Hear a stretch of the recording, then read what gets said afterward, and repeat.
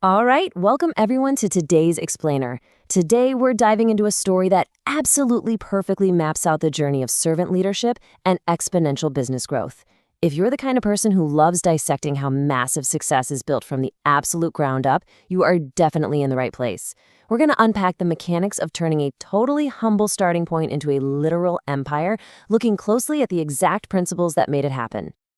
So, can a simple waiter actually build a nationwide restaurant empire? I mean, it sounds kind of like a fairy tale, doesn't it?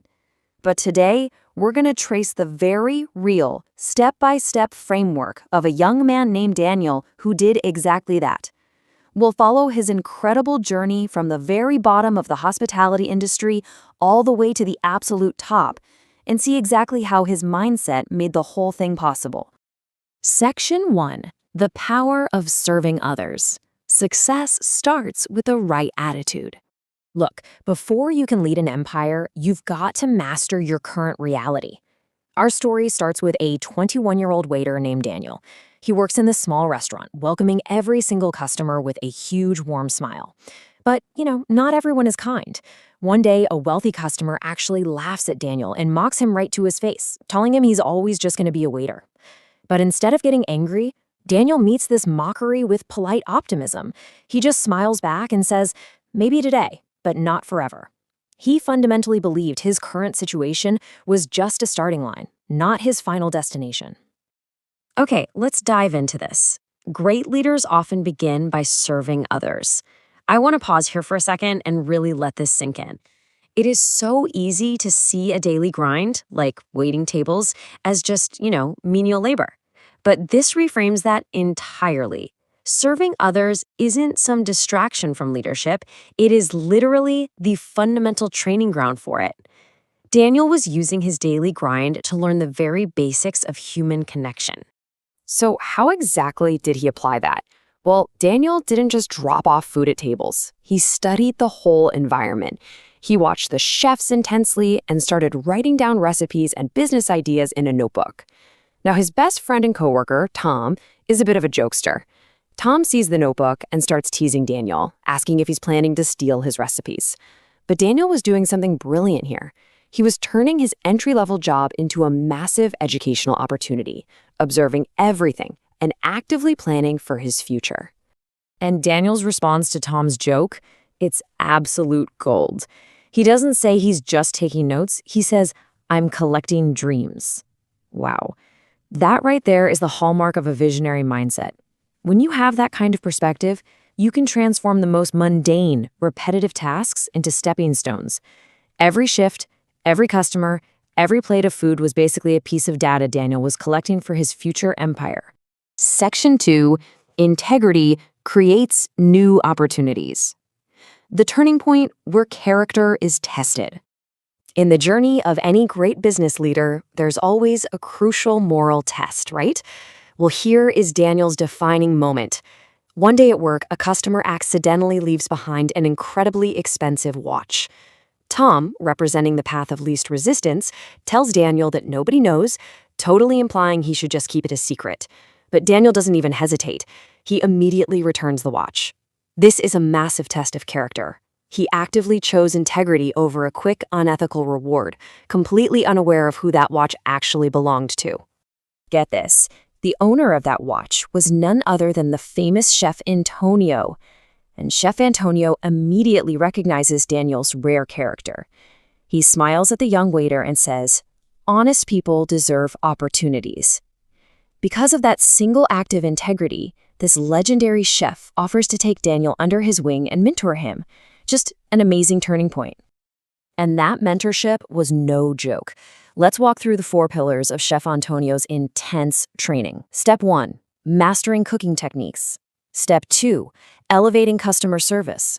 Step 3, the heavy lifting of actual restaurant management. And step 4, team leadership. Daniel had the dream, sure, but this was the hard, grueling work required to build a solid operational foundation. He was learning the actual nuts and bolts of the hospitality industry from a master. During this training, Chef Antonio imparts this massive piece of wisdom. People don't return because of food alone. They return because of how you make them feel. And this brilliantly illustrates the ultimate hospitality mindset. You can have the best product in the world, but if the customer experience is lacking, you have absolutely nothing. It's all about emotional resonance. And Daniel baked this philosophy right into his core business model. Section 3. Choosing trust over shortcuts. The core conflict of business ethics. All right, so once Daniel has the skills, he faces a new temptation in the form of a greedy restaurant owner named Mr. Reed. These are two completely opposed business philosophies.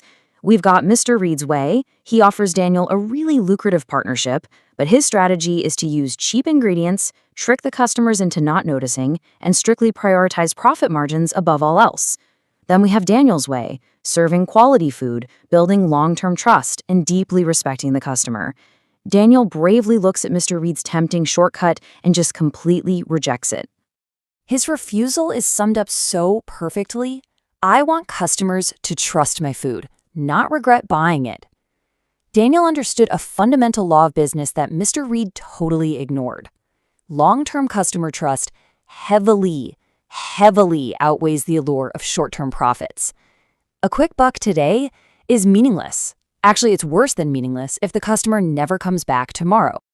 Section 4. Beating the big competition. Caring is a competitive advantage. Armed with his mentor's knowledge and his own unshakable ethics, Daniel finally steps out on his own. But launching is just the beginning of the real-world hurdles. Daniel officially opens his very first tiny restaurant, and he brings his loyal friend Tom on as head chef. Well, it doesn't take long for things to go wrong. In a pretty chaotic, lighthearted mistake, Tom accidentally serves a bowl of extra spicy soup to a guest. In a brand new, struggling restaurant, an error like this could be an absolute disaster. But watch what happens. The shocked customer grabs a jug of water and just chugs it straight from the pitcher. Instead of outrage, the entire room, including the staff, just bursts into roaring laughter. It was this funny, deeply human moment. And it proved that atmosphere matters just as much as the food. That shared laughter bonded the customers to the restaurant, and soon word-of-mouth recommendations began pouring in. Just as things are really looking up, the ultimate boss battle arrives. A massive, famous restaurant chain opens up literally right nearby. This sends Daniel's small team into an absolute panic. I want you to imagine the fear of finally getting your small business off the ground, only to have a corporate giant with endless resources set up shop right next door. It's terrifying. But look at how Daniel reacts as a leader. He doesn't panic at all. He smiles and tells his terrified team, "We don't have to be the biggest. We only have to care the most." He recognized that a massive chain simply cannot easily replicate genuine, authentic care. So instead of trying to outspend the giant, Daniel's team doubled down on their service quality and human connection. And guess what? It worked. Their loyal customers stayed right where they were. Section 5. Success means giving back. True success is cyclical and shared. Let's fast forward a bit to see the final, compounded results of Daniel's journey. He started as a waiter, became a mentee under Chef Antonio, risked it all as a small restaurant owner, survived the crazy competition to become an empire builder, literally owning the country's largest restaurant chain. But he didn't stop there. He evolved into a philanthropist, opening free culinary schools for poor students who were just like he used to be. And at the opening of those schools, Daniel receives the ultimate emotional validation from his loving mother, Grace. She hugs him and says, "You didn't just feed people, you fed their dreams." This beautifully ties all the way back to the beginning of our explainer when young Daniel told Tom he was collecting dreams. He collected them, he built them, and now he was feeding them to the next generation. So, boiling it all down, here are the absolute core takeaways from Daniel's story. Respect every job. Kindness is genuinely good business. Dream big, work hard, and stay humble. Years later, Daniel actually returned to that very first restaurant where he started. He found a young waiter there who asked if success was really possible. Daniel's advice? Never underestimate a job that teaches you how to serve others. We're going to wrap up this explainer with a final question for you to take with you. How will you serve others today? Because whether you are just starting out or you're already leading an empire, the greatest success always begins with serving people sincerely.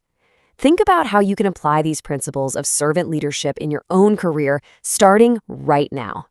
Thank you so much for learning with me today, and I'll catch you on the next one.